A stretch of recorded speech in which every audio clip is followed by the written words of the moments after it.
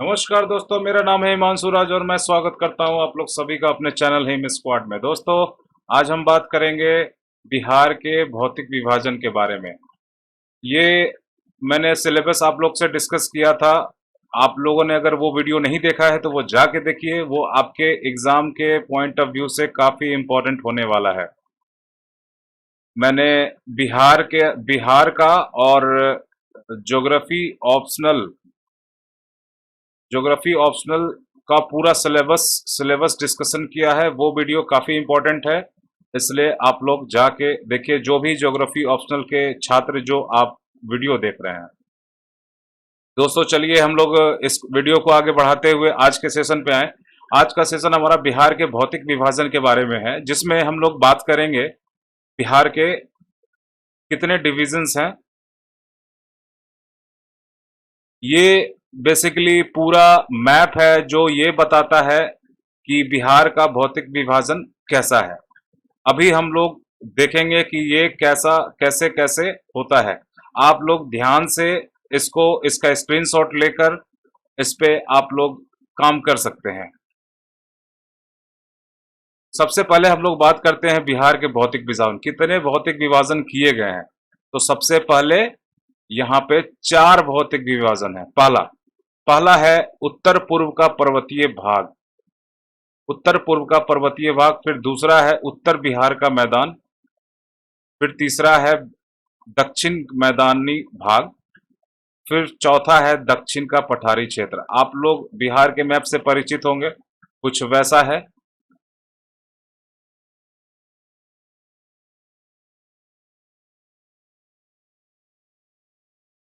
कुछ ऐसा हमारा बिहार है और यहाँ से गंगा नदी बहती है। इसी को ये हमारा उत्तरी बिहार है। उत्तरी बिहार है। और ये हमारा दक्षिणी बिहार कहलाता है। इससे तो आप लोग परिचित होंगे ही अभी तक। आगे हम लोग देखते हैं कि कितने बराबर भागों में बांटा गया है हमारे बिहार को। सबसे पहला इस इस इसका आप लोग स्क्रीनशॉट लेके जब भी आप नोट कर रहे होंगे, ज्यादा फायदा ये तब करेगा जब आप इसे नोट करेंगे। और मैं इसके इंपॉर्टेंस की अगर बात करूं तो आप देख सकते हैं मेंस के क्वेश्चन जो मैंने डिस्कस भी करा है बिहार वाले सेक्शन में, कि इस सेक्शन से बहुत क्वेश्चन पूछता है। लगभग 125 मार्क्स आपके हाथ में रहेंगे अगर आप सिर्फ ये सेक्शन यानी कि बिहार का सेक्शन कवर कर लेते हैं। तो ये 4 भागों में बिहार को बांटा गया है। एक एक करके हम लोग सारे को देखते हैं। सबसे पहला सबसे पहला उत्तर पूर्व का पर्वतीय भाग। अब ये उत्तर पूर्व कहाँ है? उत्तर पूर्व का पर्वतीय भाग देखो, ये वाला पार्ट है। ये वाला पार्ट है। उत्तर पूर्व के पर्वतीय पार्ट में 3 है। देखो, एक सोमेश्वर श्रेणी है, दूसरा रामनगर दून है, और हरहा वैली या तराई क्षेत्र है। कहाँ है? सबसे पहला सोमेश्वर श्रेणी ये है। सोमेश्वर श्रेणी के आपको के बारे में आप लोगों ने इंडियन ज्योग्राफी में पढ़ा होगा या आज तक सुना ही होगा, अगर आप ये वीडियो देख रहे हैं तो, कि हमारा जो नवीन संरचना है हिमालय का वो शिवालिक है। शिवालिक है। वो शिवालिक है। और शिवालिक का ही ये पार्ट है सोमेश्वर श्रेणी। आप लोगों को पता होगा कि जो हमारा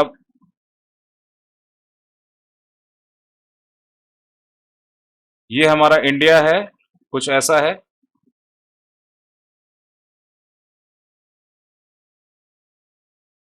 यहां से गुजरता है सोमेश्वर श्रेणी। यहां से यहां से इसी का पार्ट ये कहलाता है सोमेश्वर श्रेणी। सोमेश्वर श्रेणी। दूसरा है रामनगर दून। दून क्या होता है? दून ये होता है कि दून में दो पर्वतों के बीच, दो पठारों के बीच का भाग को दून कहते हैं। ये वैली है एक्चुअली। मैंने पीटी वाले ये में ये चीज कवर करा है। अगर आप लोगों ने नहीं नहीं देखा है तो पीटी वाला वीडियो देखेंगे तो आपकी जो बेसिक्स हैं वो क्लियर हो जाएंगे।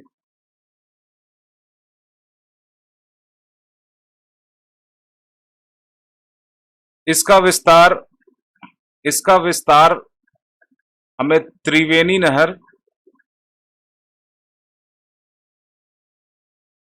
त्रिवेणी नहर से भिकना ठोरी एक जगह है। भिकना, जो चंपारण के रहने वाले होंगे वो इस नाम से काफी काफी परिचित होंगे। तो ये भिकना टोरी है हमारे बिहार का एक छोटा मोटा हिल स्टेशन है। मैं वहां पे गया हूँ इसलिए मुझे पता है।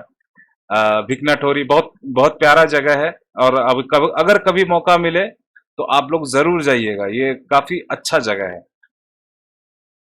खैर, तो रामनगर दून हमारा दूसरा भाग है। सोमेश्वर श्रेणी के बाद हमारा रामनगर दून और फिर हमारा तराई क्षेत्र मिलता है। तराई क्षेत्र क्या होता है? तराई क्षेत्र जो पर्वत, जैसे ये देखो पर्वत है, ये पर्वत है, ये पर्वत है, और यहां से मैदान शुरू है। ठीक है? तो ये वाला पार्ट जो रहता है, ये वाला पार्ट जहां से पर्वत खत्म होते हैं और मैदान शुरू होता है, तो ये बीच का जो जोन होता है, इसको हम लोग तराई क्षेत्र बोलते हैं। तराई क्षेत्र। तो अब ये कहाँ कहाँ है, मैप में जरा देख लेते हैं। ये हमारा बिहार का मैप है। बिहार का मैप है, और यहाँ पर सोमेश्वर सोमेश्वर श्रेणी है, और यहाँ पर कुछ हमारा रामनगर दून है। और ये जो पार्ट है, ये पार्ट आप जो देख रहे हो, ये पार्ट ये पार्ट हमारा तराई क्षेत्र है।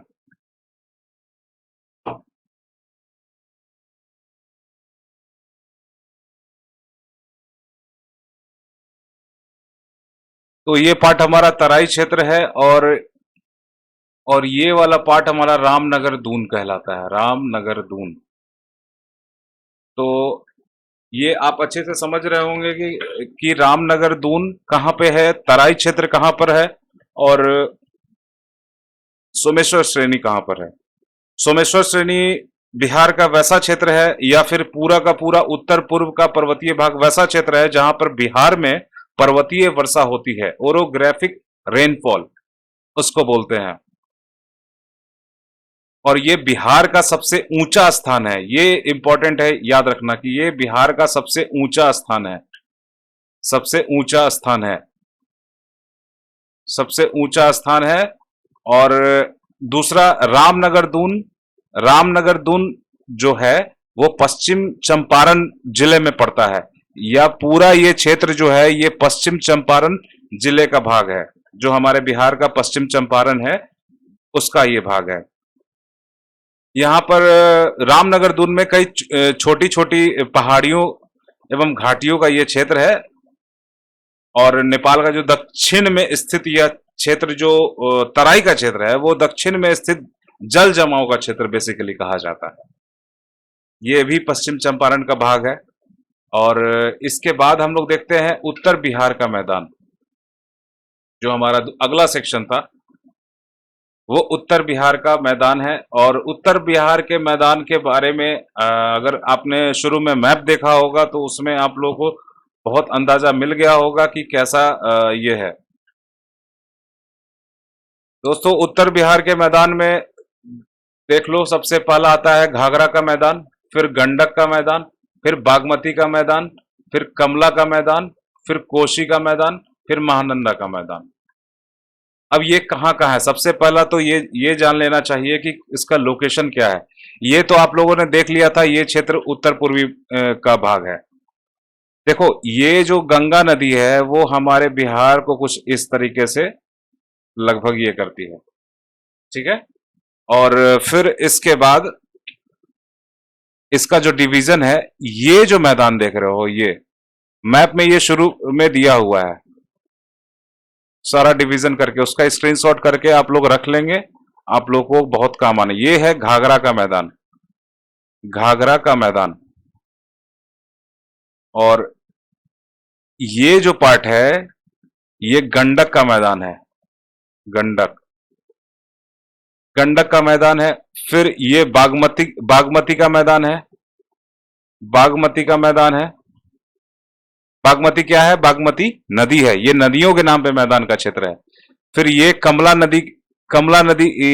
नदी है, उसके नाम पे है, कमला बलान कहते हैं। और फिर ये कोसी का क्षेत्र है। कोसी क्षेत्र है और ये महानंदा क्षेत्र है, महानंदा क्षेत्र है। तो इस तरीके से ये वाला पार्ट जो है, ये उत्तर पूर्व का पर्वतीय क्षेत्र हो गया, ये घाघरा का मैदान हो गया, और ये गंडक हो गया, ये बागमती हो गया उसके बगल में, फिर ये कमला का मैदान हो गया, और ये कोसी का मैदान हो गया, और ये महानंदा का मैदान हो गया। और इसके बारे में हम लोग अगर बात करें तो सबसे पहला कि हिमालय से आने वाली जितने भी नदियां हैं उसका निक्षेप यानी कि डिपॉजिट यहाँ पे मिलता है।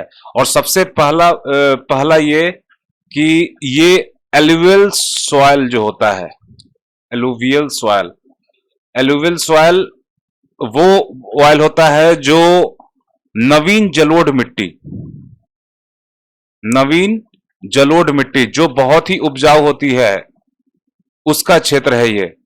और साथ ही ये बाढ़ग्रस्त क्षेत्र भी है क्योंकि यहाँ बहुत सारी नदियां, इसलिए उत्तर बिहार हमारा बाढ़ से हमेशा देखेंगे प्रभावित रहता है। और सबसे ज्यादा जो ये होता है वो इस क्षेत्र में होता है, कोसी, कोसी जिसे बिहार का शोक भी कहते हैं, ये क्षेत्र काफी ज्यादा ये होता है, प्रभावित होता है, ये कोसी का मैदान, ये याद रखना। ये कोसी क्षेत्र में काफी, इसके अंतर्गत जो क्षेत्र आते हैं वो किशनगंज जो जिले हैं, आप पॉलिटिकल मैप देख सकते हैं, सॉरी ये किशनगंज है, किशनगंज, किशनगंज, पूर्णिया,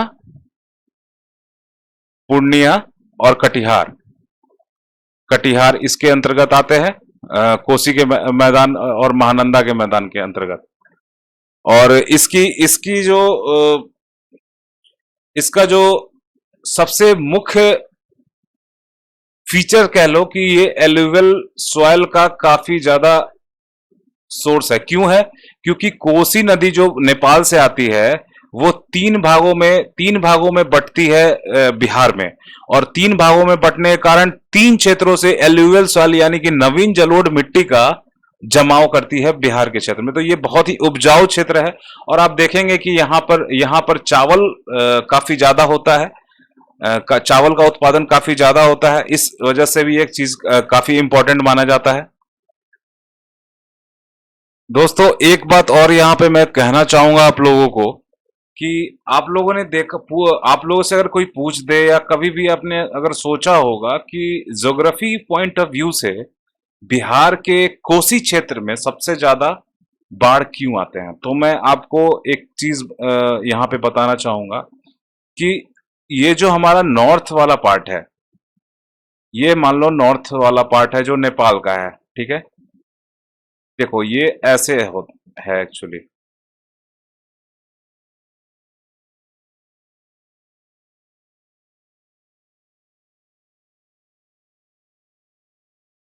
नदी यहां से चलती है, नदी यहां से चली, यहाँ ढाल जो है अधिक होता है, ढाल अधिक होता है, स्लोप यहाँ पे ज्यादा होता है। और यहाँ पे भी स्लोप अच्छा इतना तो नहीं होता है लेकिन इतना, इसलिए पानी जो भी जल आता है नदियों से वो तेज गति से आता है।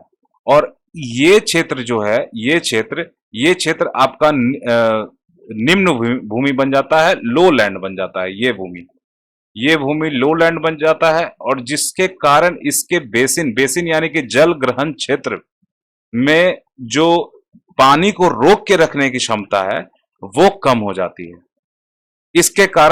इसके कारण जो पानी है वो इधर उधर फिर स्प्रेड हो जाता है, जिसके कारण इस क्षेत्र में बाढ़ आता है।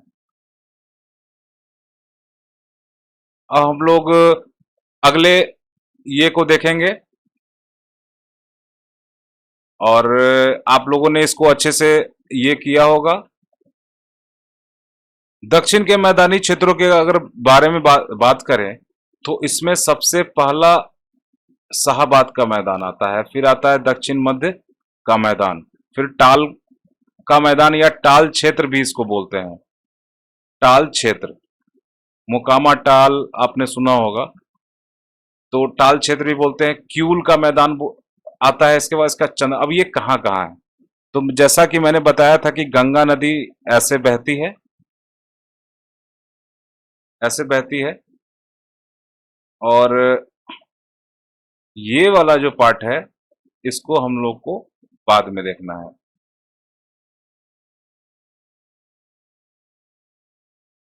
देखो सबसे पहला ये है चंदन का मैदान। ये चंदन का मैदान है। फिर ये वाला क्यूल का मैदान हो जाता है, क्यूल। और फिर यहां पर आ जाता है टाल क्षेत्र, मोकामा टाल क्षेत्र, टाल। फिर आता है दक्षिणी मध्य मैदान, दक्षिणी मध्य मैदान। और ये है शाहाबाद, शाहाबाद, शाहाबाद का क्षेत्र। और अगर शाहाबाद के क्षेत्र की बात करें तो हरित क्रांति की भारत में शुरुआत शाहाबाद जिले से ही हुई थी। हालांकि अब ये जिला एग्जिस्ट नहीं करता है, क्योंकि इस जिले को अब रिजॉल्व कर दिया गया है। इसको अब बक्सर, बक्सर, भोजपुर और रोहतास, बक्सर, भोजपुर, रोहतास, रोहतास और कैमूर जिलों में, कैमूर जिलों में इसको बांट दिया गया है। इसलिए अब ये जिला एग्जिस्ट नहीं करता है। लेकिन एक पीटी पॉइंट ऑफ व्यू से अगर आपको याद रखना हो तो एक बात याद रखना कि शाहाबाद जिले से ही हरित क्रांति की बिहार में शुरुआत हुई थी। तो जैसा कि हमने देखा कि चंदन, चंदन का मैदान, फिर क्यूल का, फिर आपका दक्षिणी मध्य मैदान है, और फिर आपका शाहबाद है। शाहबाद के बारे में देख लिया हमने। अब दक्षिणी मध्यवर्ती मैदान जो है उसके बारे में, इसके अंतर्गत जो जिले आते हैं, इसके अंतर्गत जो जिले आते हैं वो है नालंदा, नालंदा, फिर औरंगाबाद, औरंगाबाद, और फिर शेखपुरा, शेखपुरा। बेसिकली इसको मगध का प्लेन भी बोलते हैं। अगर आपको याद रखना हो तो इसे मगध के प्लेन से भी, यहां पे मैं लिख दे रहा हूं, मगध प्लेन, मगध,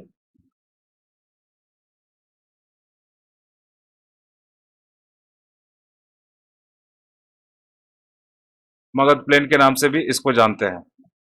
शाहबाद तो मैंने बता ही दिया। फिर ये टाल क्षेत्र, टाल क्षेत्र जो होता है, टाल क्षेत्र, टाल क्षेत्र में ये एक्चुअली तस्तरी के आकार का, समझना यहाँ पे कभी कभी पीटी में भी पूछ देता है, इसलिए काफी इंपॉर्टेंट है। ये तस्तरी के आकार का लो लैंड है, निम्न भूमि क्षेत्र है।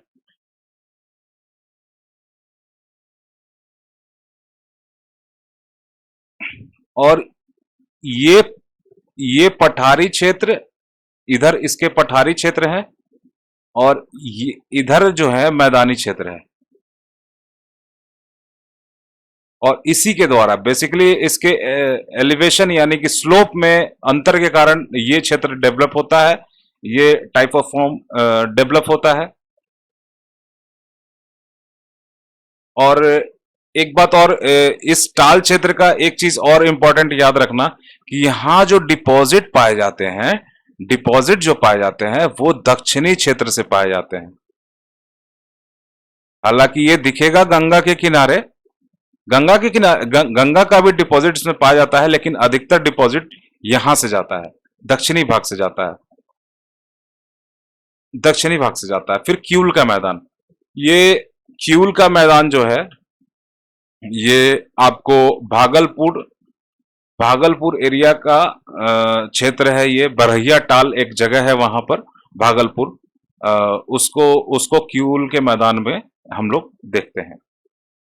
और क्यूल का मैदान भी वही लो लैंड एरिया ही है, जो दक्षिण के पठारी क्षेत्रों से यहीं से इसका डिपॉजिट यानी कि निक्षेप जो जाता है। तो एक चीज याद रखना है कि निक्षेप या डिपॉजिट वैसे पत्थर या फिर रास्ते में आने वाले जो अपर्दन की क्रिया के द्वारा जो नदियों द्वारा बहा के लाए जाते हैं, और जो मटेरियल कहीं पे भी छोड़ा जाता है नदियों के द्वारा, उसे हम लोग निक्षेप या फिर डिपॉजिट्स कहते हैं। ये अगर अगर अगर पर्वतीय क्षेत्र से आएंगे तो वो उस क्षेत्र से वहां के बड़े बड़े पत्थरों को काट के लाएंगे तो उसका मटेरियल होगा। पठारी क्षेत्र से आए तो पठारी, जिस पठारी क्षेत्र से आ रहे हैं उसका मटेरियल डिपॉजिट होता है, तो ये ध्यान रखना। और चंदन सबसे लास्ट जो है हमारा वो चंदन का है। चंदन नदी जो है वो भागलपुर और बांका के क्षेत्र में प्रभावित होती है और इसी इसी के अंतर्गत वो क्षेत्र आता है। और जो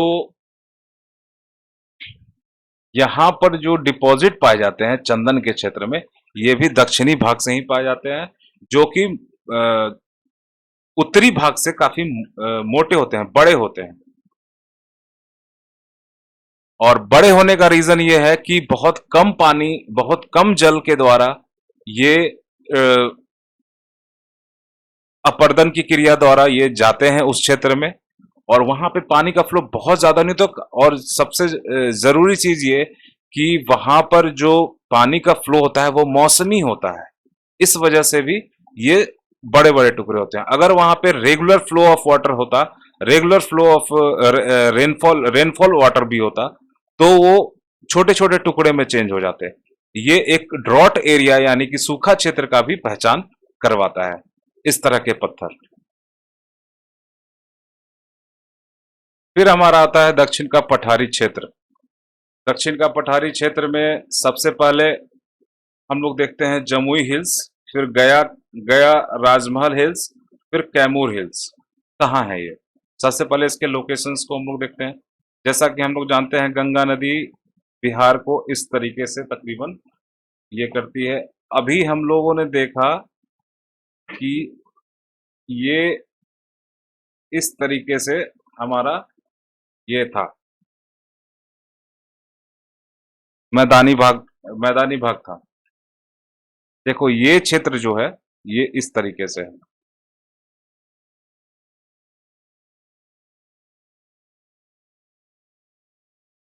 ये बेसिकली यहां से नहीं है,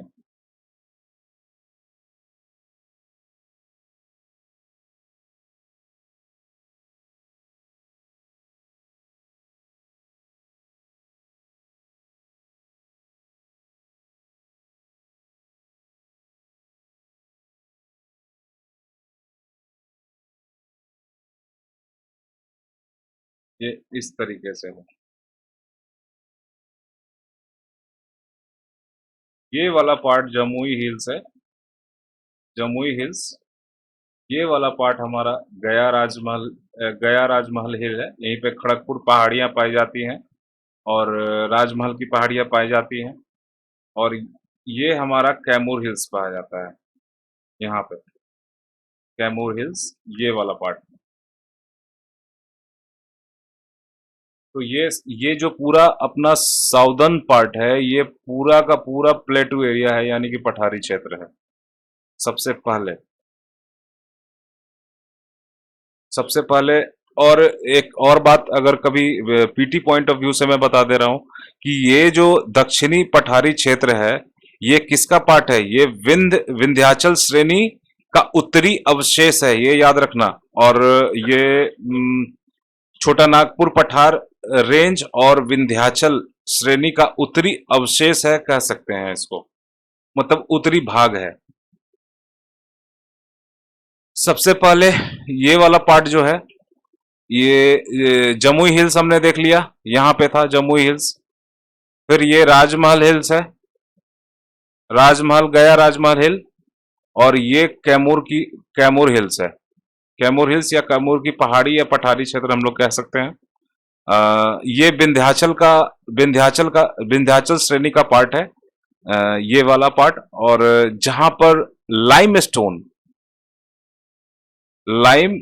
स्टोन यानी कि चूना पत्थर प्रचुर मात्रा में पाई जाती है।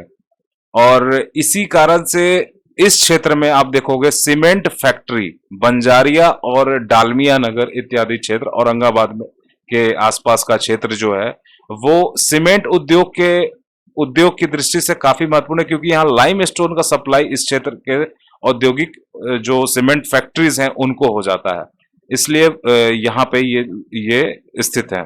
गया हिल्स, राजगीर हिल्स, आपको भी पता होगा कि राजगीर की पहाड़ियां कितनी ऐतिहासिक रूप से महत्व रखती हैं बिहार के लिए। और ये जो राजमहल, और ये सबसे पहले ये जाना, कैमूर हिल विंध्याचल श्रेणी का पार्ट है। विंध्याचल विंध्याचल का पार्ट है। और राजमहल हिल्स जो है धारवाड़ का पार्ट है,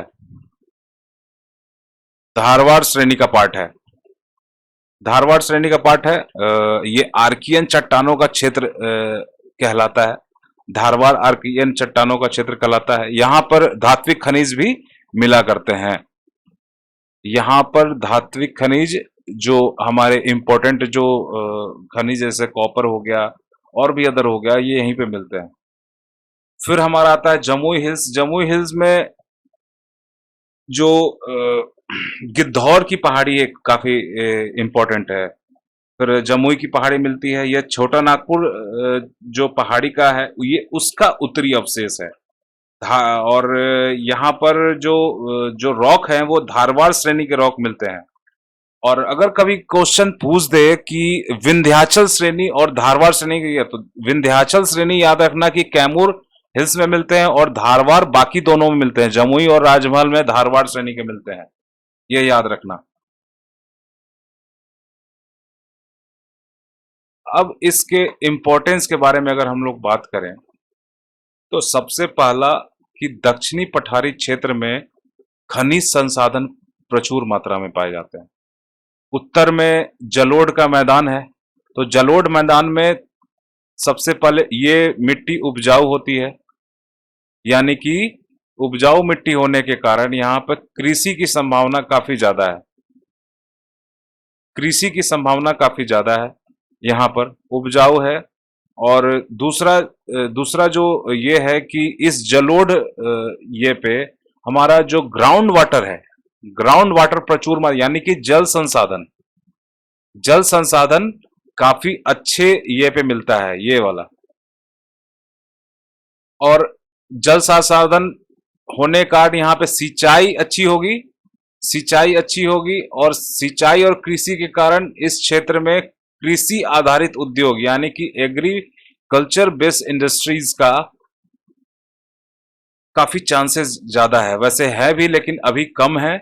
और अगर कभी भविष्य में संभावना बनती है तो वो इसी क्षेत्र में, और कृषि आधारित एग्रो बेस्ड इंडस्ट्रीज की संभावना यहाँ पे काफी ज्यादा है इस क्षेत्र में, उत्तर के जलोढ़ मैदान में। और ये अर्बनाइजेशन का सबसे बड़ा एरिया माना जाता है, ये से भी ये महत्व रखता है। यानी कि औद्योगिक प्रदेश के विकास से यहाँ पे जो अर्बनाइजेशन यानी कि नगरीकरण की प्रवृत्ति यहाँ पे ज्यादा देखने को मिलती है।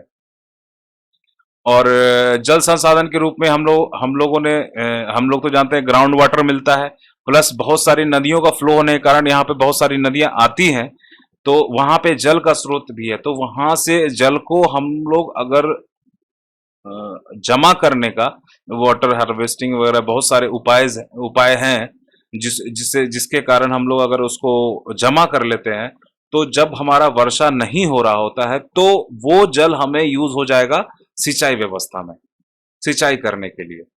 दूसरा, अगर जल हमारे पास जमा रहता है तो जल की कमी से होने वाले जो परेशानियां हैं उससे हम लोग बच जाएंगे। तीसरा कि अगर इस जल को अगर हम लोग ये कर लेते हैं, जमा कर लेते हैं, तो इससे मत्स्यन यानी कि जो फिशरीज जैसी इंडस्ट्रीज हैं उनका विकास भी क्षेत्रीय स्तर पर काफी अच्छा हो सकता है। तो ऐसी संभावनाएं हैं जल संसाधन से। ये हालांकि बिग टॉपिक है, एक अलग से टॉपिक है, जब हम लोग पढ़ेंगे तो जल संसाधन के ये के बाद। चौथा सबसे बड़ा एडवांटेज है यहाँ का मानव संसाधन। बिहार में जो मानव संसाधन है यानी कि जनसंख्या घनत्व है वो ज्यादा पाया जाता है, आप लोग भी पता होगा। और इस मानव संसाधन का उपयोग हम लोग डिफरेंट औद्योगिक क्षेत्रों में कर सकते हैं अगर इनको स्किल कर लिया जाए तो। ये भी एक अलग से टॉपिक बनता है, और इस टॉपिक पे भी जब हम लोग देखेंगे तो हम लोग मानव संसाधन के बारे में डिटेल बात करेंगे। एक बार हम लोग समअप कर लें तो आप लोग देखेंगे यहाँ पर ये जो पार्ट है हमारा, अभी मैंने बताया उत्तर पूर्व का पर्वतीय क्षेत्र, और ये उत्तरी बिहार का ये वाला जो पार्ट है, ये वाला पार्ट, ये उत्तरी बिहार का मैदानी भाग है। फिर ये वाला पार्ट जो है ये दक्षिणी मैदानी भाग है, और फिर ये वाला हमारा दक्षिणी पठारी भाग है, यानी कि प्लेटूज एरिया। ये वाला प्लेटूज एरिया जिसके अंतर्गत सबसे पहला देख लेना ये सोमेश्वर श्रेणी, फिर रामनगर दून, फिर हमने देखा तराई क्षेत्र, फिर घाघरा का मैदान यहाँ पर है। ये क्षेत्र पड़ता है सारण, गोपालगंज और छपरा का जो क्षेत्र है वहां पे सिवान। और फिर ये गंडक का मैदान है, गंडक का मैदान, फिर बागमती का मैदान। गंडक का मैदान ये जो आपका ईस्ट चंपारण है, ईस्ट चंपारण मुजफ्फरपुर वैशाली का एरिया ये कहलाता है। बागमती के मैदान में जो सीतामढ़ी का कुछ क्षेत्र है, और फिर उसके बाद मधुबनी, और मधुबनी है, फिर दरभंगा के भी कुछ क्षेत्र है, फिर मुजफ्फरपुर भी है। तो बागमती इसके इसके ये में आता है, बागमती का मैदान कहलाता है। फिर कमला का मैदान है दरभंगा, फिर कोसी क्षेत्र है, वो पूर्णिया, अररिया वाला क्षेत्र, फिर महानंदा किशनगंज एरिया क्षेत्र है। फिर हम लोगों ने देखा कि दक्षिणी मैदानी भाग में चंदन का मैदान, फिर क्यूल का मैदान, बरैया टाल, फिर टाल क्षेत्र यानी कि मोकामा टाल, फिर दक्षिणी मैदान या मगध का प्लेन कह सकते हैं इसको, मगध का मैदान भी कह सकते हैं। फिर शाहाबाद मैदानी क्षेत्र यानी कि बक्सर भोजपुर का जो क्षेत्र है वो। फिर कैमूर की पहाड़ी है जो पठार, अब हम लोग देखते हैं साउदर्न पठार जो है, साउदर्न जो प्लेटू एरिया है उसके बारे में। कैमूर पठारी क्षेत्र, फिर गया का पहाड़ी क्षेत्र, गया राजमहल का पहाड़ी क्षेत्र, फिर जमुई का पठारी क्षेत्र। तो लगभग आप इन सारे सारे को एक बार दो बार अगर आप वीडियो देखेंगे तो आपको अच्छे से आ जाएगा समझ में। और जैसा कि मैंने अपने पिछले वीडियो में कहा था कि मैं जल्द ही आप लोग के लिए बिहार सेक्शन के लिए डेफिनेटली लाऊंगा जल्द से जल्द।